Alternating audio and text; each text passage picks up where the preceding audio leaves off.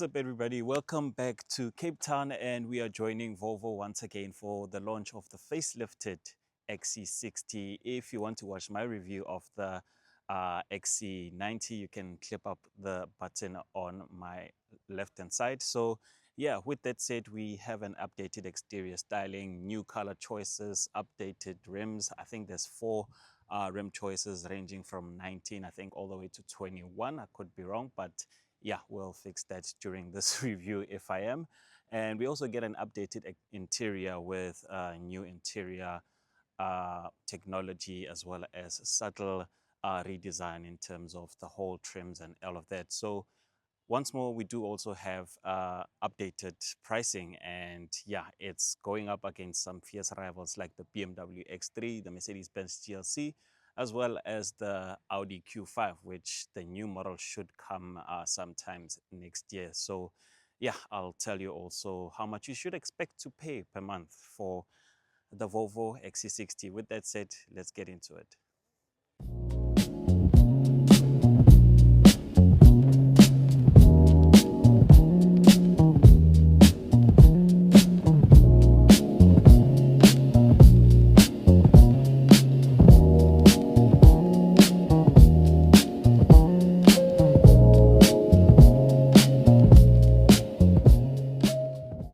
As per usual on the channel, we're going to be starting with the updated exterior design and styling of the XC60.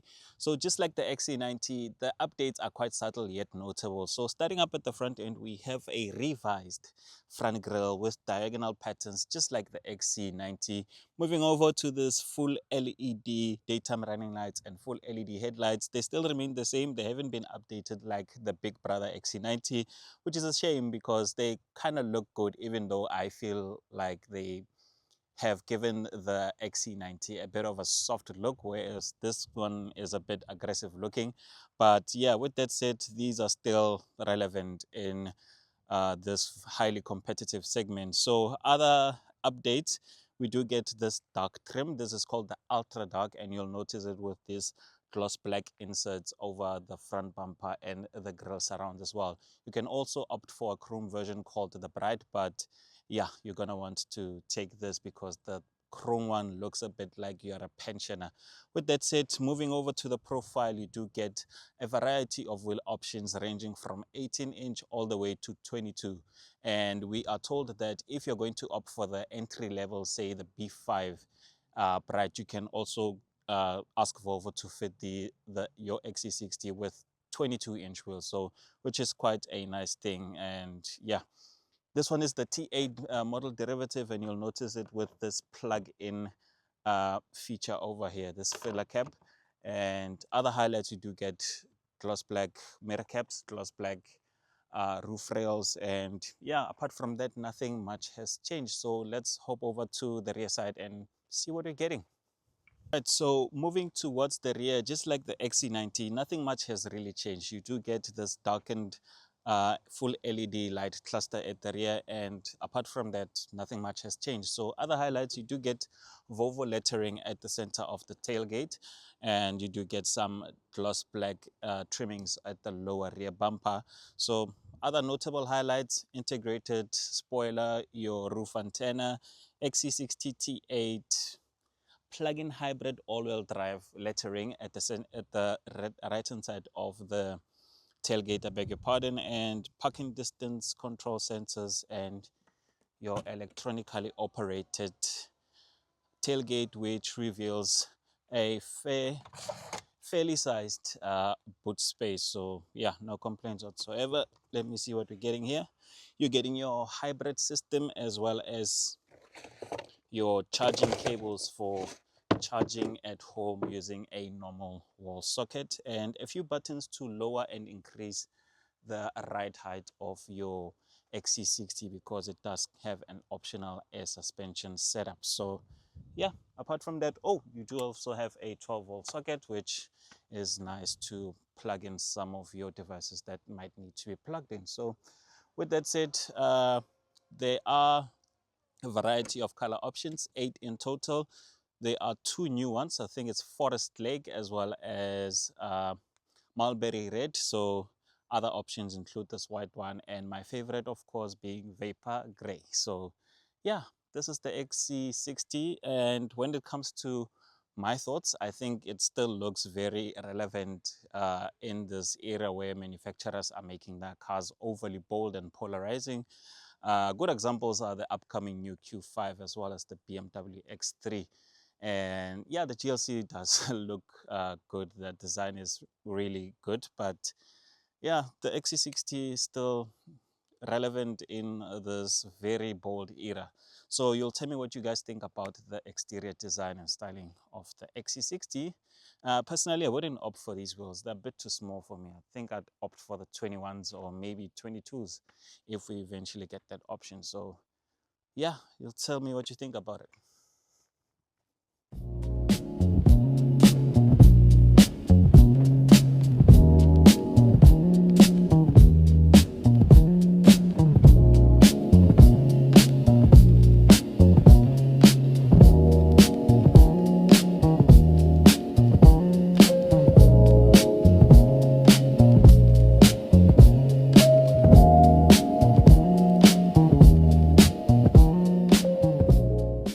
So welcome to the interior of the updated XC60. So when it comes to the design and styling within the cabin, much remains unchanged. So when you're looking at the cockpit, the dashboard remains unchanged.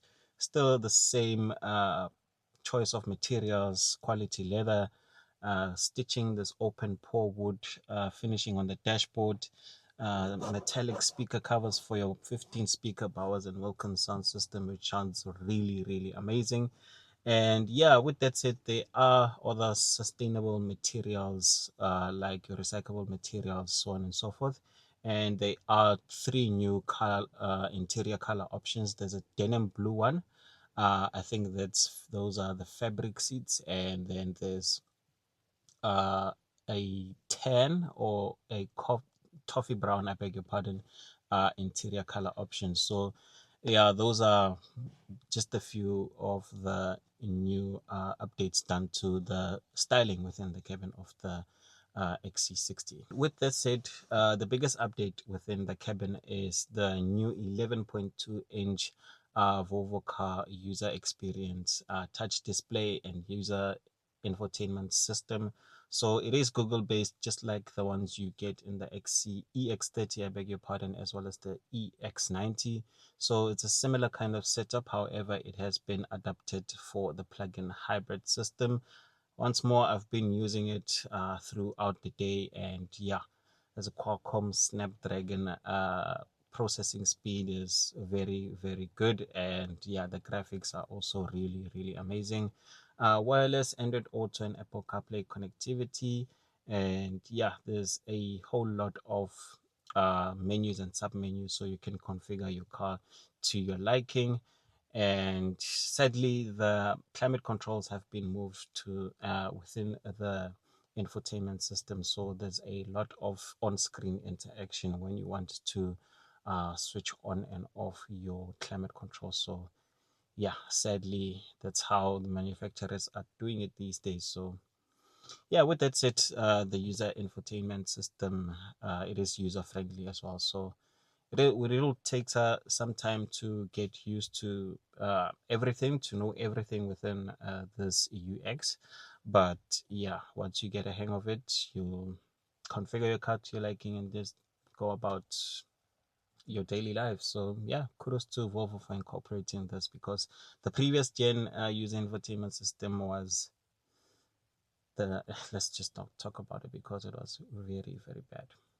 So, other notable updates, you do get a redesigned center console, and what I mean by redesigned is that they moved the wireless charger a bit forward and it's now slanting a bit just to make sure that your phone is intact, and it's also rubberized. However, it's not ventilated, so your phone won't be get some nice cool air while it's charging. Sad, but I guess we'll see that with other new models coming in the next few years. So yeah, you do other highlights. You do get a Auto for Sweden gear selector, which is a crystal gear selector. It's an optional extra as well. There's a start stop switch, and you do get a total of 4 USB ports within the cabin, two at the front, two at the rear. The rear seats are heated while the front seats are heated and ventilated. There's also a massage feature, but that's also an optional extra. uh, you can opt for a roof lining which is dark, but they chose to go with this tan roof lining with this particular unit. So yeah, just also note that. So yeah, apart from that, the interior, it is still a lovely place to be in. And the highlight, of course, for me personally, is that you do get this optional 15 speaker Bowers and Wilkins sound system, which sounds really, really amazing. And I still maintain my stance that this is the best sounding sound system that you'll ever get in a car. I've sampled the Range Rover Autobiography as well, and yeah, just doesn't cut it.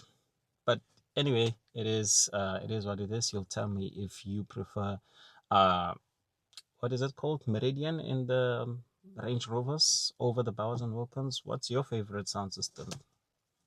So with that said, let's get to driving and see how this baby handles the Cape roads. All right, so welcome to the driving impressions of the updated XC60.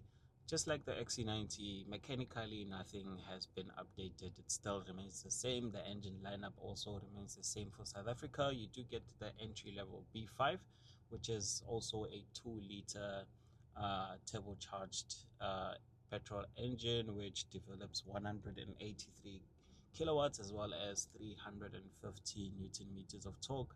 However, today I'm driving the range-topping T8, which is the plug-in hybrid derivative, and it is turbocharged, supercharged, and electrified. So you're getting everything that you will need when it comes to making power. So hence it makes 340 kilowatts as well as 709 newton meters of torque. So that's a lot of power. It's a lot of power, and you will feel it when accelerating from a standstill. So when compared to the big brother XC90, the XC90, it's a heavy vehicle, so you won't really feel all of that power because of the weight that comes with it. However, with the smaller XC60, pulling off from a standstill, and because you also have all-wheel drive, which is standard across the range, you will definitely feel the acceleration. With that said, the acceleration figures I'll drop for you.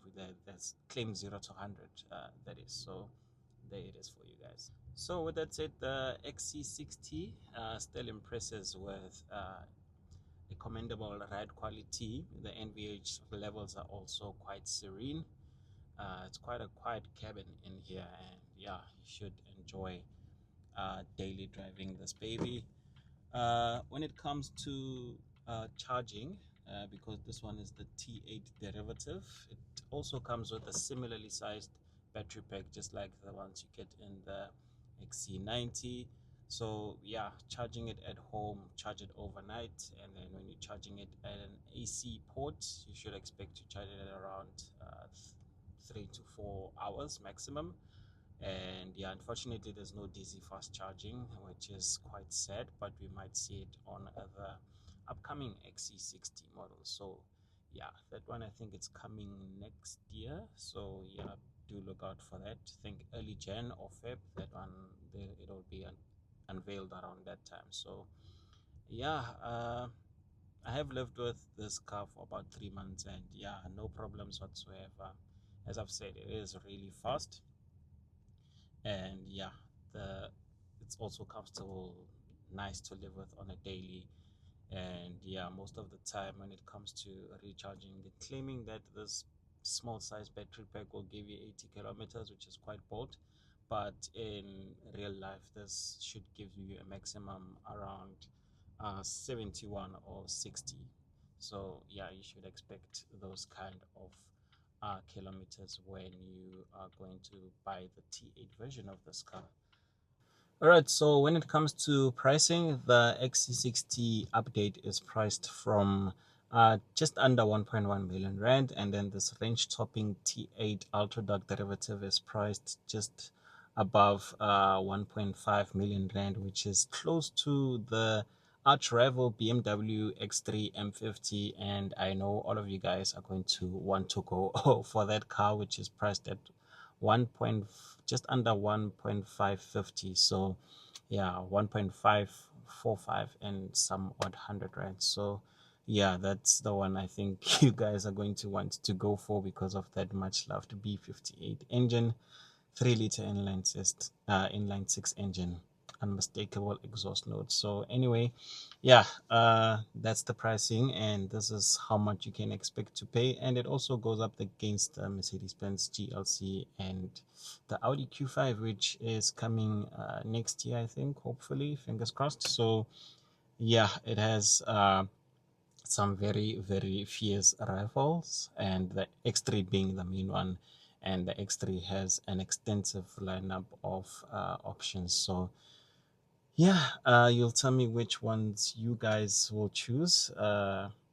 Personally, I'm a Khouret man. Gonna go with the XC60 T8.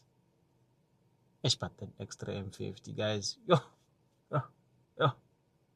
Anyway, you'll tell me which ones you'd opt for out of that three rivals. So if you have anything to say, just leave a comment. Don't forget to like, subscribe, and yeah, I'll check you out on the next one.